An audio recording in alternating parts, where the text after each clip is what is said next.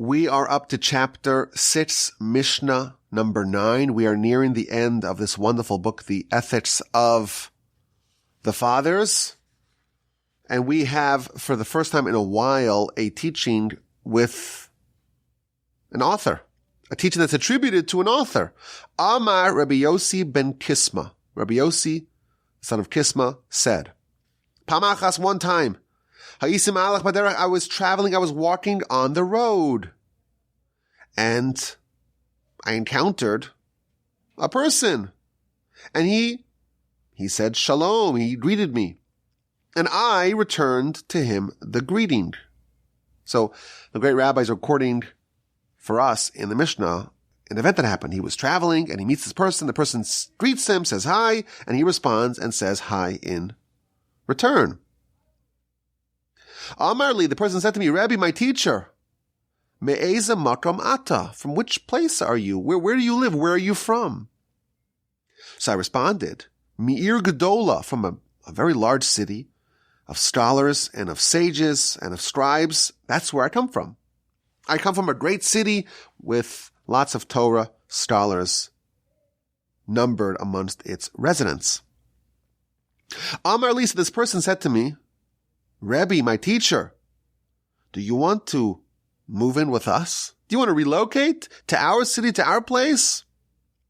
Va'ani etain lecha, and I will give you elef alafim, 1,000 thousands, which is 1,000,000. I'll give you 1,000,000 dinare zav, dinars, which are coins of gold. Va'avanim tovos, and precious stones, margolios, and pearls. The rabbi is being given an offer. Come move into our city. It's not a city that's full, replete with Torah sages, but I'll give you an enormous signing bonus. 1,000 thousands, 1,000,000 gold coins and precious gems and pearls. Rabbis are not usually very highly paid, I've been told. This is a very exciting offer. So what does the rabbi respond? Amartul, I said to him, if you give me all the silver and the gold and all the precious stones and all the pearls in the entire world, I will only live in a place of Torah. So the rabbi is given this king's ransom of an offer to go move into this city, to this other city, which we don't know anything about this other city. And the rabbi refuses. He rejects the offer, saying, if I had all the money in the world, not just 1,000, not just 1,000,000 gold coins and precious stones and pearls, if I had every single piece of valuable gold and silver and so on in the world, I will only choose to live in a place of Torah. And then he cites the book of Psalms written by David, king of Israel. Tov li Torahs picha.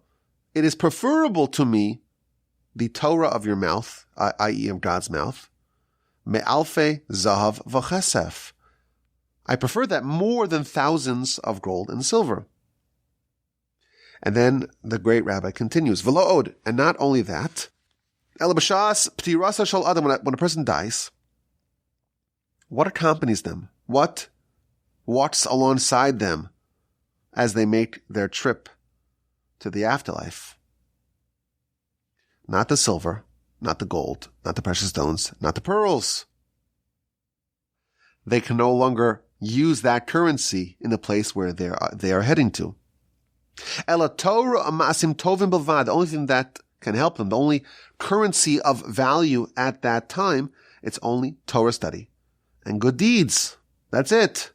Quotes a verse, when you are walking, it will accompany you. When you lie down, it will guard you.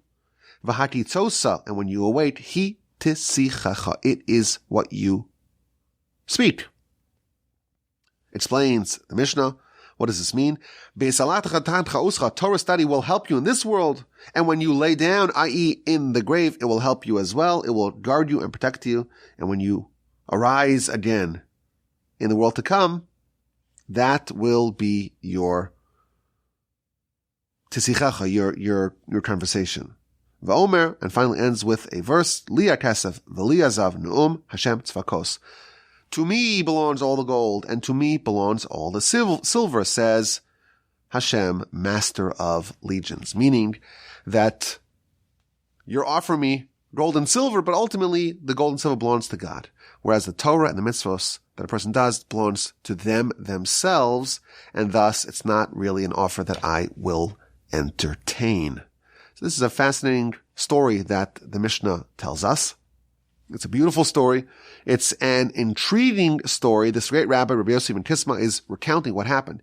He was traveling, and he's being pitched to move to a city with a huge salary, and he refuses.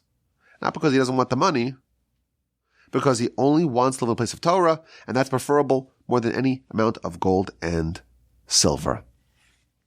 Now again, as we mentioned, this is the first named Mishnah in a while. We had effectively the whole chapter 6, has been anonymous teachings, and we get this very interesting story with Rabbi Yossi ben Kisma. He was a Tana, an author of the Mishnah, who lived in the 2nd century. So this is 50 years or so after the temple has been destroyed. It is rough times for the Jews in the land. They are subject to endless persecution at the hands of the Romans. And he's one of the greatest sages of his era, but he doesn't appear so many places in the Talmud and the Mishnah. In fact, he's not mentioned at all in the Mishnah. And you may ask the question, well, he's mentioned in this Mishnah. It's actually not technically a Mishnah. It is a Brisa, which is a Mishnaic era teaching that's not incorporated in the Mishnah, which is why the book of Pirkei Avos really has 5 chapters, not 6. We mentioned this in the past. It's called a Brisa, not a Mishnah. It's technical, inside baseball. You don't need to worry about that. He's not mentioned very frequently, but there are some very dramatic stories that are told about him in the Talmud. In one instance, he made a prediction, a chilling prediction, that proved to be true. There was a strident debate between 2 sages in the Talmud, featured in the Talmud, the book of Yevamos, page 96b. And they were arguing about a very particular type of bolt that has a thick knob at the end. And is that considered a vessel? And is that muksa on Shabbos or not? If something is a raw material, it's muksa. If it's not, if it's a finished vessel, it's not muksa, and so on. This is a big debate between 2 sages, Rabbi Elazar and Rabbi Yossi. Not Rabbi Yossi ben Kisma, a different Rabbi Yossi Haglili. And they were arguing. And they got very vociferous in their debate. And one thing led to another, that very tragically, a Torah scroll was torn. They were each trying to bring proofs, and there were books in front of them, and they started arguing and jostling. And one says, "Look what it says over here," and they unroll the scroll, and then the other person's like, "No, look what it says over here," and they roll the scroll in another direction, and a tear happened in the Torah scroll. And Rabbi Yossi ben Kisma was there, and he witnessed this, and he says, if this place, this room, this academy was the location in which a Torah scroll was ripped, I will be shocked if this academy does not eventually turn into a house of idolatry, meaning this shul or this beis medrash, this academy, this study hall will eventually be bereft of Jews, and the idolaters will make it a house of worship for idolatry. Vigorous debate, of course, is encouraged. If someone doesn't debate over Torah, well, that's not a sign of honor and respect. It's a sign of disrespect. If you don't care about it, if it's not important, it doesn't really matter if it's pure, impure, kosher, not kosher, who's right in a debate. If it doesn't matter, what difference does it make? Let's agree to disagree. That means you're not according to a matter of Torah the requisite seriousness. If we're arguing about the will of God, you can't just allow someone to say something which is wrong. Debate is a sign of studying the Torah properly. But debate that has within it anger, that's tinged with anger, that's inappropriate. The Talmud tells us anger is the opposite of faith. And therefore, if someone gets angry, it's as if the Shekhinah, the divine presence, is away from them. If someone gets angry, it's a form of idolatry on some level. And therefore, we have a house of Torah scholarship. This is the most sacrosanct venue, once the temple's destroyed, of course, in the Jewish world. This is where the presence of God is felt most palpably. But there was anger. There was an outburst of anger. And an outburst of anger is, in effect, an outburst of idolatry. And Rabbi Yossi ben Kisma, he observes this, and he makes a prediction, and unfortunately, it came true. One very interesting episode featuring Rabbi Yossi ben Kisma in the Talmud. There's a second interesting episode featured in the book of Sanhedrin, page 98a, going into 98b. The students were curious. When is Messiah coming? And they go up to Rabbi Ben Kisma and they say, would you kindly tell us when Messiah is coming? And the great rabbi says, listen, I'll tell you, but I'm worried that after I tell you, you will say, okay, bring us a sign. Have some sort of divine recognition or a miracle of sort, a wonder of sort, to prove that what you're saying is correctly. I'll tell you when it's coming, provided you don't compel me to prove it with a sign. And the students say, no problem. Just tell us when it's coming. No need for a sign. So, the great rabbi says, when the gates of Rome, when they fall, and they are rebuilt, and they fall a second time, and they are rebuilt, and they fall a third time, and they're not rebuilt, that's when Messiah is coming. And of course, the students were very intrigued by what he said, and they said, "Oh, Rabbi, just give us a sign. just give us a sign." So of course he was not so happy about that. He says, like, my whole condition for telling you Messiah is going to come is that you don't have to give a sign. But anyway, he gave him a sign, and he says, when the waters, if what I'm saying is correct, let the waters of this cave, this Pamias cave, let it turn into blood, and indeed it turned into blood. A very dramatic teaching or a story of Rabbi Yossi ben Kisma as featured in the Talmud. Now, what does this mean? The gates of Rome will fall twice and will be rebuilt. But it's going to fall a third time and it won't be rebuilt, and that's when Messiah is coming. What does this actually mean? So, of course, the Talmud tells us many places, and the Kabbalists elaborated upon this, and this is one of the major themes that's strung throughout the Torah. And that is that the two brothers, Jacob and Esau, are opposites. When one is up, the other necessarily is down. And when the other one is down, the other one necessarily must be up. Jerusalem and Rome are opposites. It cannot be that they're both ascendant, and it cannot be that they're both at a nadir. When one is up, the other one necessarily is down. Jerusalem and Rome are opposites. And therefore, if there's a temple to God built in Jerusalem, it must be that the gates of Rome have fallen. It must be. Because when Jerusalem is ascendant, when Jacob is ascendant, then Rome must be falling. So when the gates of Rome are destroyed, it must be the temple's built. But if the gates of Rome have been rebuilt, it must be the temple's destroyed. And that happens once, and that happens twice. But if the temple is rebuilt a third time, it must be that that gate will fall a third time in Rome, and it will not be rebuilt, because the third temple will not be destroyed. The Roman gates fell twice. That's the first temple and the second temple. But Rome recovered, Asaph recovered, and they rebuilt those gates. And thereby necessarily the first and second temple were destroyed. But the final fall of Esav, the final fall of Rome, well, that's the time of Messiah. That's the third temple. And that will not be destroyed. And thus, those gates of Rome will not be rebuilt. That's kind of the deeper message of what he was telling his students.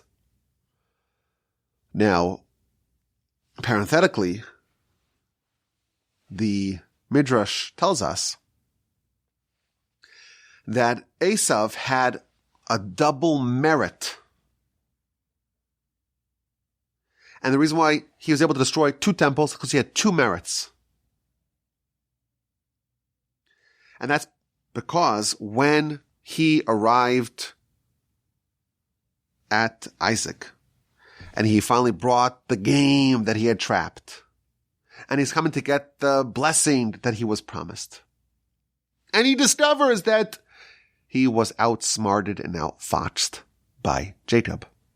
Jacob preceded him, usurped the blessings, masqueraded as Esav, stole it, and bolted, and left, and fled, and absconded.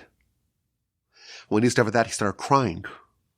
And the Talmud says, the Midrash actually, that 1 tear fell out, a 2nd tear fell out, and a 3rd tear was about to fall out. But it got trapped in his eyelashes. And that's the merit of Esav. Because he was lamenting and mourning the blessing.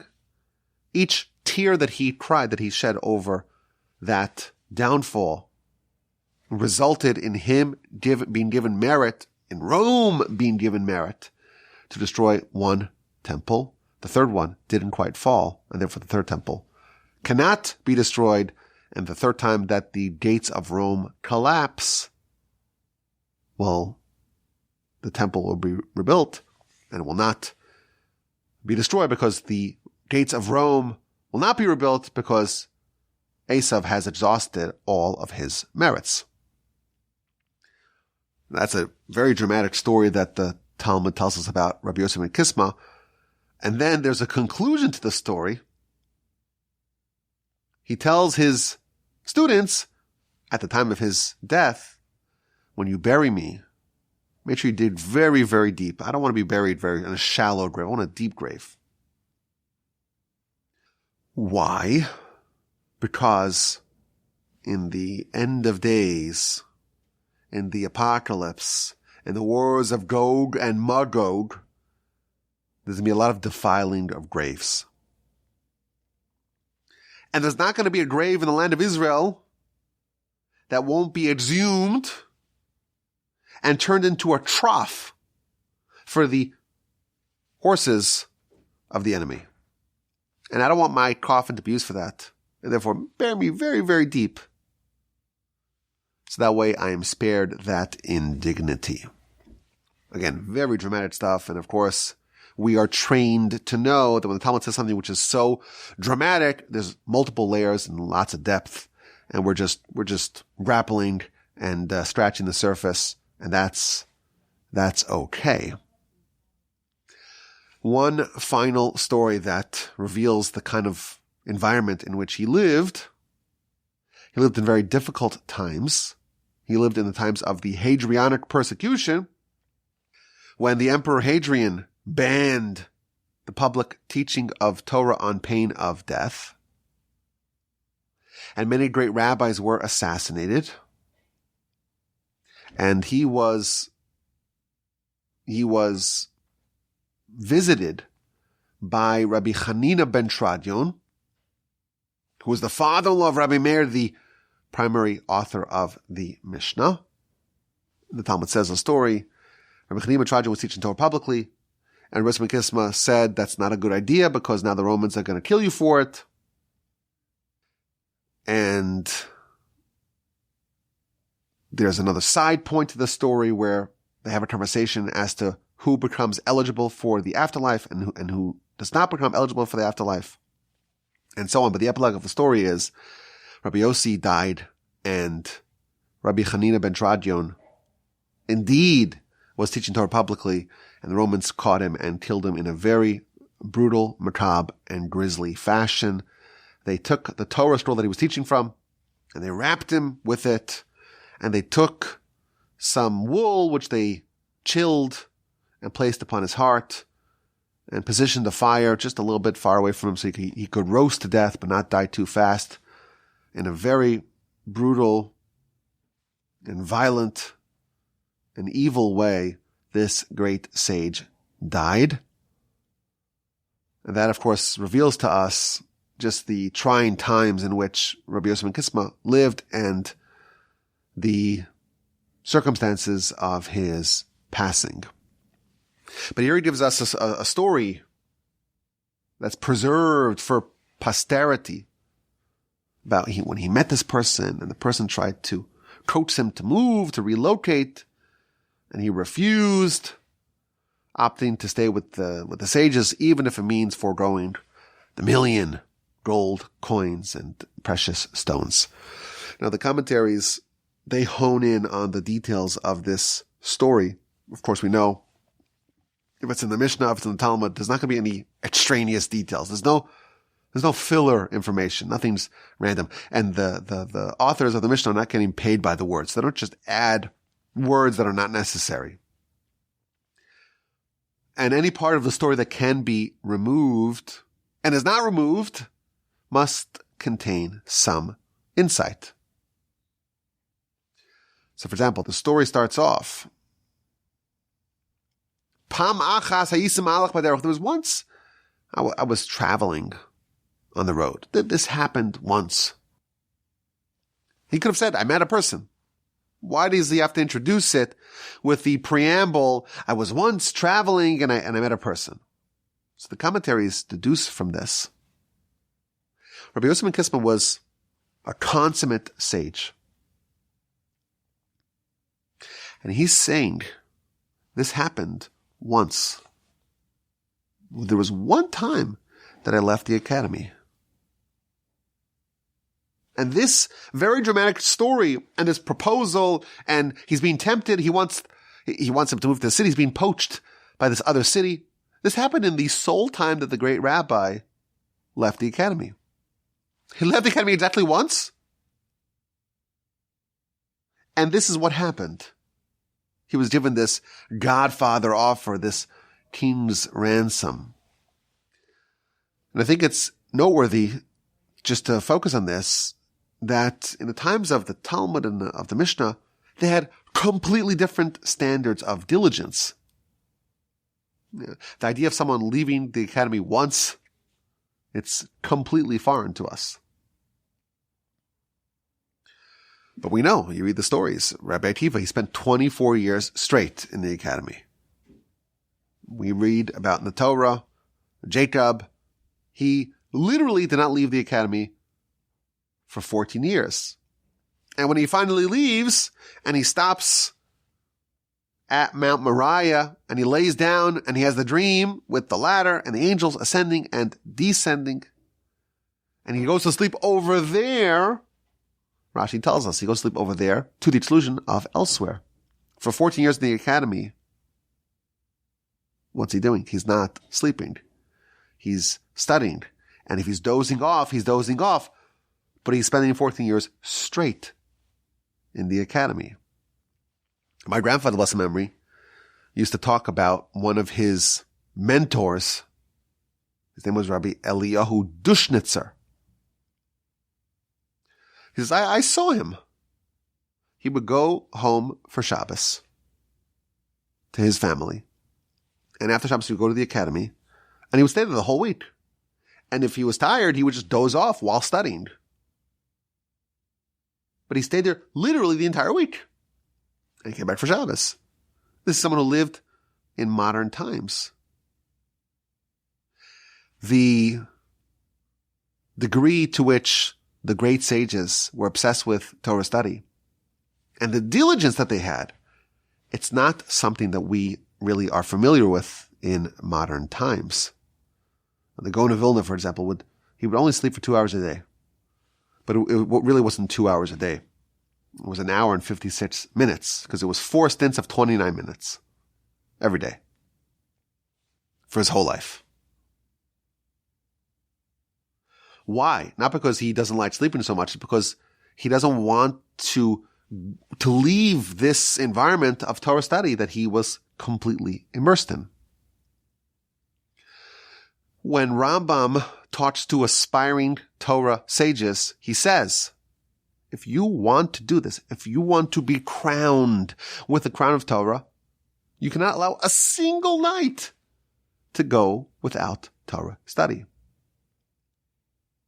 But what if it's the Super Bowl? Well, now it's election season. What if it's a debate? Gotta watch my debate party.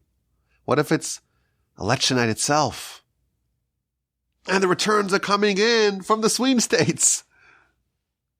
What if it's the Game 7 of the World Series? What if my favorite superhero movie is now being released? Or the new iPhone, remember that? It used to be the new iPhone was all exciting. Everyone would wait there 3 days ahead of time, sitting there waiting for the new iPhone. There's a standard of diligence that we're not at all familiar with that was, and still is really, the lot of the great sages. This great rabbi, we're told, it happened once that he left the academy. And the one time he leaves, he meets a character who is unnamed. And this person, or this entity, is trying to lure him away. What the commentaries observe from this, that when a person's in the academy, they are granted a certain degree of protection. It's a spiritual Kevlar. Once you leave, once you walk out, you're right away going to be tempted with all sorts of very tantalizing offers to go depart, leave the academy forever. And the commentaries, again, read very carefully into the words of the Mishnah. Upaga bi. This person encountered me. I didn't encounter them. They encountered me. Okay, you have to read it very carefully to notice that. But there's significance to that observation. This person is departing the academy. And he's encountering something, but he's not encountering it. That thing is encountering him. The commentaries cite the Talmud. The Talmud says if you are ascending, you are seeking purity, you're going to be aided from above. But the opposite is also true. If you are departing from the academy, if you are seeking impurity on some level, well, then you're also going to be availed your wishes from on high, from above. This person, great sage, never left the academy, left it once, right away is attacked by this force that's trying to destabilize his ironclad commitment to Torah study. He's being tempted to stray from the study hall. And what does the person or thing or force tempt the great rabbi with? Elef alafim, 1,000 thousands. 1,000,000 gold coins. Gold's trading at what, $2,500 an ounce? That's a lot of money. Now, this person is a great sage. Yes, he's leaving the academy, but still he's a great sage. What's the temptation here? Well, the temptation is, think about if you had all that gold and all those assets. Think about how much charity you could do, how much kindness you could do. You could open up food and shelters and make sure that everyone has what they need. You could become an empire of kindness and charity. And the rabbi responds, if you give me all the money, all the gold, all the silver in the world, I'm not going to do it. I'm not going to abandon the place of Torah. Well, if I have all the money in the world, literally everyone else is broke. And therefore, you're giving me the opportunity to not just be someone who's very wealthy, can help a lot of people, but to have all the wealth and to help everyone. I could be like Joseph, the universal provider. Still, it's better for me to live in a city of Torah. It is absolutely paramount. It's absolutely imperative if you are seeking to ascend in your spiritual agenda to live in the best environment that's conducive for that. If you want to grow in your relationship with Hashem, you want to grow as a person, you want to develop yourself, the thing that matters almost more than anything else is where you are, what environment you're living in, what atmosphere you're in. If you're in a place of Torah, that is an incredible leg up, and you shouldn't trade that for even the opportunity to be the greatest charitable, kind-hearted person in the world. Almost nothing matters as much as that. To be in an environment with other great sages, with other great academies, an environment that is pulsating with Torah, that is more valuable than anything else. There were many, many great sages who moved from Europe to the United States in the first part of the 20th century. Most of them, even though they were great sages, absolute giant sages, most of them failed at perpetuating their love of Torah, their commitment to Torah and to mitzvos. They failed at perpetuating that to their children because they came to an environment that doesn't have Torah in it. Now that's changed, thankfully, over the decades. But if you are impoverished, but you're in Lithuania in the 1910s or 20s,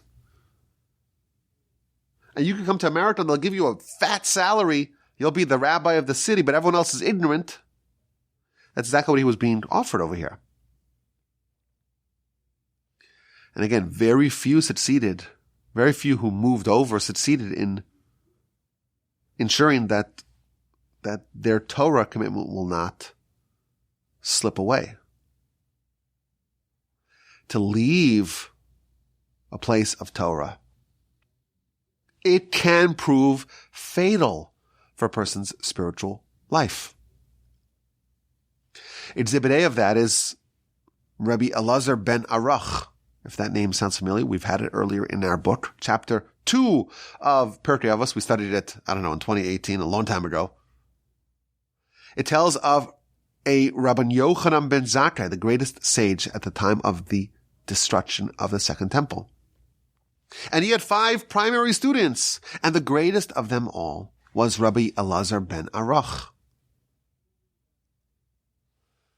The great rabbi said, if I have all my students and all the sages of Israel on one side of a scale, and the other side of the scale I place just Rabbi Elazar ben Arach, he will outweigh them all. On a spiritual level, meaning. And he was someone who had otherworldly scholarship. The Talmud recounts that he was traveling with his teacher, with Rabbi Yochanan ben Zakkai, and they started studying the most esoteric and arcane subjects of the Kabbalistic nature.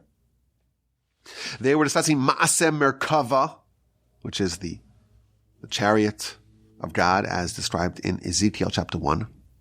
And when they were studying it, a fire descended from heaven that surrounded them. It was a very dramatic experience of Torah study. And Rabbi Yochanan was so moved by his student, he kissed him and he said, "Blessed are you, Hashem. You have given to Abraham a descendant like this. Fortunate are you, Abraham, that you have a descendant like Elazar ben Arach." But then the temple was destroyed, and all the sages were forced to move, forced to relocate. And the sages, as one, opted to move to one city called Yavne. That's where the sages were. Whereas this other sage, Rabbi Elazar ben Arach, he made the poor decision to go to a different city. And he had hoped that maybe his colleagues would accompany him. But no, he remained in a city that doesn't have Torah, whereas they remained in a city that did have Torah. And then he came to rejoin them, and he had forgotten all his Torah. And he even forgot how to read. This great sage, the one sage that outweighed all the other sages, had forgotten how to read. Instead of saying, HaChodesh Hazel Lachem, he said, Cheresh Haya Libam. He conflated some of the letters. And the sages were devastated at this terrible degradation. And they prayed, and eventually Elijah, prophet, came and retaught Rabbi Elazar ben Arach all of the Torah that he had lost. Choosing where you live is very important. And the primary variable for someone who wants to advance in their spiritual agenda, who wants to tend to their soul, not just to their body, what kind of people, what kind of environment, what kind of atmosphere? Is this a place of Torah? If so, I should be willing to forfeit some of the creature comforts that come with living elsewhere. But you may argue, well, the great sage is being offered all the money in the world. So yes, you'll lose some Torah. But look at what you'll gain. You'll have all those merits of all those mitzvos. This is settled. This debate is settled. What is preferable? What is more important? If you could choose one, which one would you choose? Torah study or acts of kindness and charity? Which one is greater? The Talmud addresses this. In the book of Kiddushin on page 40b, there was a debate, a very famous debate between the various sages. And one opinion said, well, good deeds are more important. Comes along Rabbi Akiva and says, no, Talmud is greater. Talmud Gadol, Talmud is preferable than good deeds. Why? Shah Talmud Mevilide Maisa. Talmud, the study of Torah, that is more important than action, because it will incorporate action as well. And therefore, if you have to forfeit Torah study for the opportunity to do more mitzvos and more kindness and more charity, the correct approach is to choose more Torah study. Now, the rabbi refuses the offer, but then he has this tangential point at the funeral. What's going to accompany you? Not your gold, not your silver, only your Torah study and your good deeds. The rabbi is being tempted here. He's being tempted. You imagine he wasn't independently wealthy. He wasn't a trust fund rabbi. I imagine, knowing what we know about that time, he was destitute. And he's been offered a path of an easy life, stability, economic flexibility, and freedom. And he's been tempted by it. Give a little bit of your Torah. You can still study a lot of Torah. Come on. You still study a lot. It won't be quite the same, but isn't that something that you could maybe forfeit a little bit? And you'll be able to do so much more kindness. 1,000 thousands. 1,000,000 gold coins. This is a temptation. This is what we call the Yetzer Hara tempting the great rabbi. And what does he invoke? He invokes his funeral. If a person wants to really fight the Yetzer Hara, there are some very powerful tools at his disposal, his or her disposal. And the most potent of those tools is to remember your day of death. If you remember your day of death, that's the most powerful and effective way to overcome the Yetzer Hara. And it's foolproof. The only power the Yetzer Hara has is if a person forgets that their time here is temporary. If a person remembers their day of death, and not just remembers the day of death, visualizes it, your funeral, that's not a pleasant thing to think about.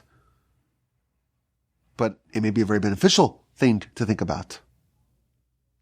If you could visualize that, and your body's completely impotent, and it's completely inoperable, and you're being brought in a coffin to be interred in the ground. Suddenly all that money and all that gold and all that silver, it doesn't really capture your imagination the way it did previously. So the great rabbi is invoking his funeral. What's valuable for me then? The Torah, the mitzvos, that's what matters, not the gold and not the silver. And that aids him in his effort to try to resist what he knows is a temptation. But wait a minute. I thought he was offering him the money so he could use it for the merit. When you remember your day of death, the money becomes completely meaningless. And sometimes a person may be tempted to say, well, I'll use all the gold and silver for the merits. I'll be the one who uses my money, not for any nefarious causes. I'll do it only for mitzvah, completely, 100%. I'll live the same destitute life, the same life of eschewing any sort of physical pleasure, the same life of privation. And I'll just use my finances to help others. A useful way to really evaluate why you're motivated to get all that gold and silver. Is it the gold and the silver and the prestige? Or is it the merits? Think about how you feel about the day of death. Think about when you're actually able to separate the two. When gold and silver does not accompany you, and the merits and Torah study does. The merits, they accompany you forever. The gold won't last. And therefore, knowing that, the great rabbi says, I am going to stay in the city of sages. And he brings a very powerful verse to support this. Tovli Torah's picha. It is preferable to me, the Torah of your mouth, i.e. of God's mouth, more than thousands of gold and silver. When we study Torah, we must remember this is the Torah coming from God's mouth, so to speak. And the commentaries tell us, when I'm studying Torah, I am studying the Almighty's Torah. And it's as if it's coming from the mouth of God. It's as if the Sinai revelation is happening right now. And I'm studying Torah and God is saying it to me, so to speak. I'm getting it directly from the mouth of God. If a person thinks about that, that recasts for them the value of Torah. It's not just the word of God that we got in the past. It's the word of God that I'm getting right now. If you think about that, that's a great way to reevaluate how important, how central Torah should be in your life. You want to develop a love of Torah that's able to overshadow some of your more base desires that we all have, some of the temptations of the Yetzer Hara that he's trying to make us allured by. You realize that the Torah study, it's from the mouth of God directly. It's like a sign of revelation. Every time you open the book, it's a new sign of revelation. That's a very powerful experience, and that's a complete reframing of what Torah study is, and that too will aid you in realizing that you should not be forfeiting even a little bit. Torah is with you in your lifetime, and with the funeral, the money's gone, but Torah is still there. In the grave, it's with you. And even once you are reborn in the afterlife, in the resurrection, the money is long, long gone. But the Torah endures forever. And he ends with a final crescendo. Li ha-kesef v'li ha-zav. God says, the money and the silver, it's actually mine. Even when you have it, it's mine. It's mine. It's ultimately owned by God. But when we study Torah, it's actually ours. The study of Torah is a transformation of Torah from being God's Torah to being my Torah. And that's why, like we mentioned in the past, if a Torah scholar wants to forego his honor, he may do so. Why? Because it's not the honor of God's Torah, it's their Torah. Because they've acquired it via its study. So, would you rather own Torah? Or pretend to own the money, but really it's God's? And when you're gone, you don't even have the ability to pretend that it's yours. Half it's taken by the IRS, and the other half your kids will fight over and disperse amongst them, hopefully, without causing too much animosity and discord.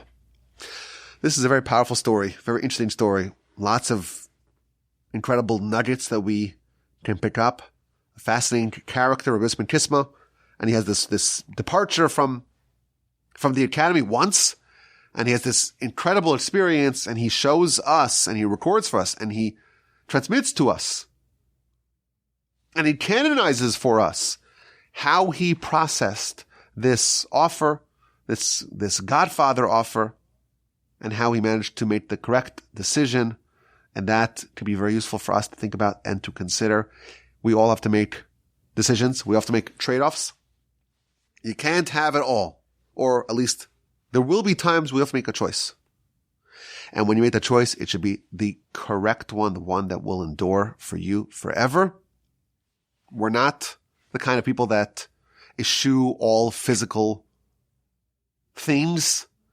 We don't believe in living in a cave and being an ascetic and living a monastic life. That's not our way. It's not our way. But if you have to make a trade-off, if you make a choice between Torah and anything else, of course, the correct decision, as Rabbi Yosef ben Kisma, as he demonstrates for us, choose the thing that will accompany you even once you're dead, even in the grave, and even in the afterlife. And by the way, the money that you have, it's not really yours. Liya kesef v'li azav, it belongs to God. I thank you for listening. We're approaching the end of the book. Very exciting. I believe we have, 3 more teachings. That's it. We started this in 2017. We're nearing the end. Hope to finish it very soon. Very excited to do that with y'all. And of course, for questions, comments, and feedback, my email address is rabbiwolbe@gmail.com.